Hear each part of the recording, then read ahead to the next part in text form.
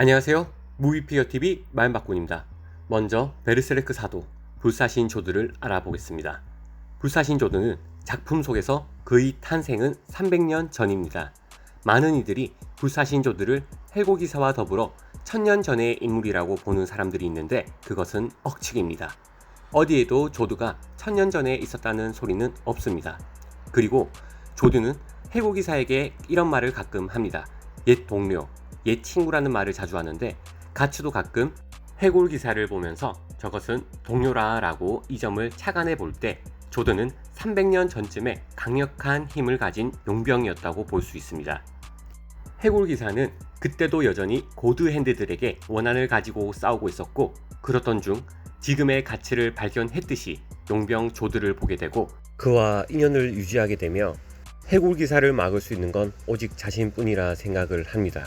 조드가 사도가 될 시점은 고드핸드 보이드의 강림으로부터 뒤로 계산을 해보았을 때 그리피스가 페모토가 되기 이전 네 번째 슬렁의 강림 때에 216년 전 조드는 사도가 된 것이라 생각을 합니다. 조드가 변절하게 된 이유, 그 계기는 어쩌면 자신의 생명의 유한성 때문에 어떤 일을 구하지 못하게 되자 절망에 빠지고 불사신의 신체를 얻는 대신 용병으로서 가장 중요하게 여기던 정의와 명예, 즉 자신의 영혼을 바친 것인지도 모른다고 생각을 해봅니다.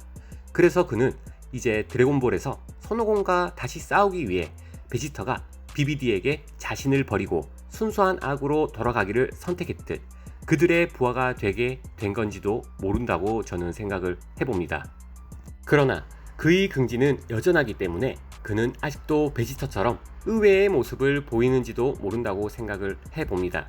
하지만 해골기사는 1000년 전의 인물이고 조드는 300년 전의 인물이기에 서로 시간대가 맞지가 않는데 또 하나의 가설로는 가치의 광전사의 갑주를 보면서 사연을 아는 듯 조드는 해골기사에게 너와 같은 명부마도의 길을 걷게 할 것인가 라고 말을 하게 되는데 조드뿐만 아니라 그른벨트도 광전사의 갑주를 분명 알고 있는 듯 눈치를 챕니다. 작중 광전사의 갑주는 해골기사가 고드핸드를 상대할 당시 착용한 점을 보았을 때 조드는 1000년 전의 사건을 어떻게 알고 있는지에 대해 의문이 생기기 마련인데 이유는 보이드의 탄생 이후 해골기사는 지금의 갑주를 착용을 하고 1000년을 고드핸드를 노리고 있었기 때문입니다. 시간대로 보았을 때 가장 유력한 정황은 해골기사는 광전사의 갑주를 착용을 하고 일식에서 육체는 소멸되어도 갑옷 안에 혼은 남아있었고 일식이 끝난 후 플로라가 광전사의 갑주를 찾아 해골기사의 혼을 다시 살려낸 것이라 생각을 합니다. 그리하여 다시 회생이 된 해골기사는 광전사의 갑주를 두른 채 계속해서 고드핸드를 노렸다는 게 맞다고 생각이 듭니다. 육체는 소멸되고 조드가 등장할 때까지도 지금의 갑옷이 아닌 광전사의 갑주를 착용을 하고 호시탐탐 고드핸드를 노렸으나 광전사의 갑주의 힘 그리고 가츠처럼 제어할 수 없는 광폭함으로 인해 외형적인 것도 있지만 적과 아군도 불문하고 공격을 했었기에 플로라의 도움으로 해골기사에 걸맞는 새로운 갑옷으로 변경이 되었다고 보면 될 것 같습니다. 그 시기가 조드가 인간에서 사도가 된 시점이 아닐까 추측을 해봅니다. 조드는 용병 시절 해골기사의 존재를 알고 있었으며 그가 추구하는 강함은 해골기사였으나 인간으로선 대적할 수 없었기에 어떠한 계기로 사도가 되어 해골기사와 동등하게 싸울 수 있게 된 것이라 생각을 해봅니다.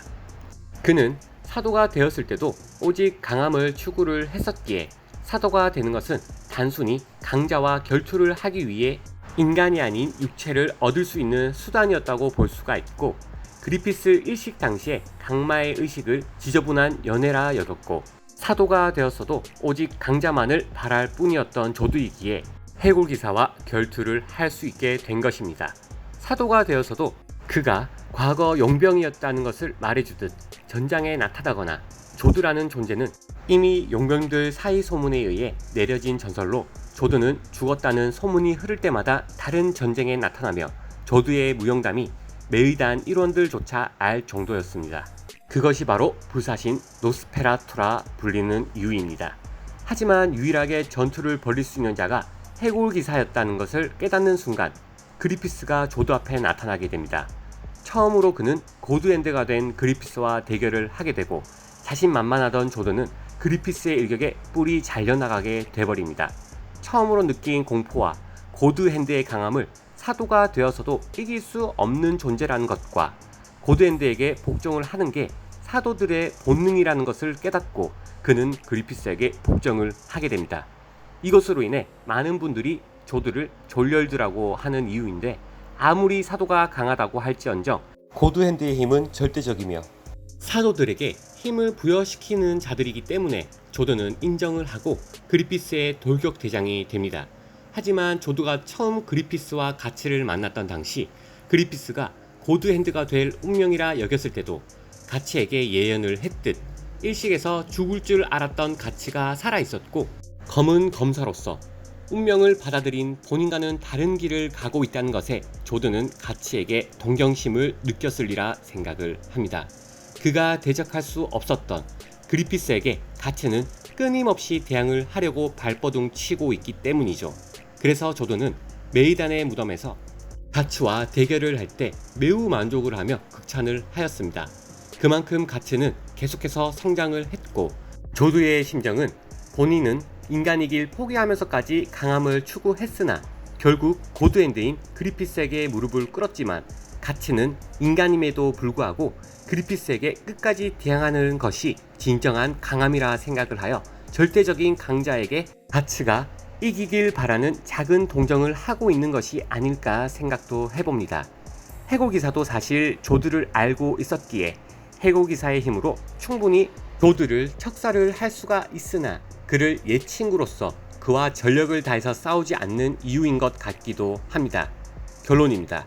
조드는 야비한 것이 아니라 본인이 처한 상황이 어쩔 수가 없었기에 인간이길 포기를 하면서도 강함을 추구를 했었으나 결국 인과율로 인해 조드는 고드핸드에게 복종을 하게 되고 그와 반면 가치는 인과율을 벗어나 운명을 거스르는 자를 직접 만나고 보게 되었을 때 그를 동경할 수밖에 없던 이유입니다. 실제로 그는 계속해서 성장을 하고 있었기 때문에 본인 자신, 조드가 이길 수 없었던 존재 그리피스에 대항을 하고 있으며 카니슈카 대제와 대결을 했을 때에도 가치의 도움으로 인해 카니슈카에게 공격을 할 수 있게 되어버렸습니다. 죽을 줄만 알았던 가치에게 도움까지 받게 되어 조드는 그리피스에게 거역은 할 수 없지만 내심 가치가 낙인을 벗어나 고드핸드를 이길 수 있지 않을까 하는 작은 기대를 하고 있는 게 아닐까 싶습니다. 조드의 입장이 되어보면 한국 사회에서 어쩔 수 없이 생계를 위해서 직장 대표님한테 반항 한번 해봤다가 두들겨 맞고 충성을 맹세했는데 갑자기 나보다 더 어린 직장 동료가 대표님한테 내가 했던 반항을 똑같이 한다면 여러분은 지켜보실 건가요? 아님 속으로 응원을 하실 건가요? 저는 그냥 조드처럼 살 것 같습니다. 용기 없는 내겐 그저 꿈일 뿐. 오늘은 이렇게 베르세르크 조드를 알아보는 시간을 가져보았습니다. 베르세르크 피규어는 무비피규어에서 만나보실 수가 있습니다. 오늘도 재밌게 보셨다면 조댓구알. 다음에도 더 재밌는 소식으로 찾아뵙도록 하겠습니다. 이상 무비피규어TV 마인박군이었습니다. 감사합니다.